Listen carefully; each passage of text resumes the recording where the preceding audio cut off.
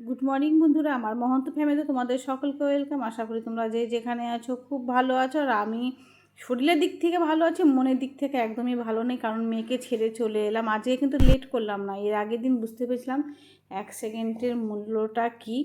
1 সেকেন্ডে যেন আমার ট্রেনটা মিস হয়ে যাচ্ছিলো, তার জন্য আজকে তাড়াতাড়ি 11টার মধ্যেই বেরিয়ে এসেছিলাম। আর এখনও ট্রেনের গেট খোলা হয় না। আর ইতিমধ্যে দেখি বৃষ্টি কাকে বলে, এত বৃষ্টি হয়েছে, তাও চিটচিটে গরম। তো শেষমেশ যা খুলে আগে জিনিসপত্রগুলো ঢুকে এলাম, এতটা গরম লাগছিলো। আমার ভাই বউকে বলছিলাম দক্ষিণেশ্বর মায়ের মন্দির এই সাইডে, ঠিক মতন দেখাতে পারলাম না জানো। আর এই যে দেখো তারাপীঠ চলে এলাম। ইতিমধ্যে সব জায়গায় ভোলে বোমের একদম ভিড়। আর চাটা করে এনেছিলাম আমি।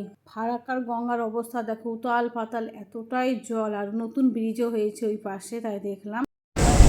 বাই বাই করবি, বাই বাই, এ পর্যন্তই না। এদিকে তো আমার ভাই চলে এসেছে, আমার ভাই বউদেরকে নিতে। আর রীতিমতন আমার মেয়ের আবার কাকা শ্বশুরের সঙ্গে দেখা হয়েছিল, একই ট্রেনে তারাপীঠ থেকে ওরা উঠেছিল। তো সবাই চলে যাচ্ছে, এখন কি ঘন্টা ধরে যাবে। তো চলে এলাম ফাইনালি আমরাও। আর এই দেখো শুরু হয়ে গেছে ভোলে বোমের একেবারে। আর যে মুসুলধারে বৃষ্টি হচ্ছে, বুঝতেই পারছো, দেখো রাস্তা কি। তো চলো ভিডিওটি এ পর্যন্ত।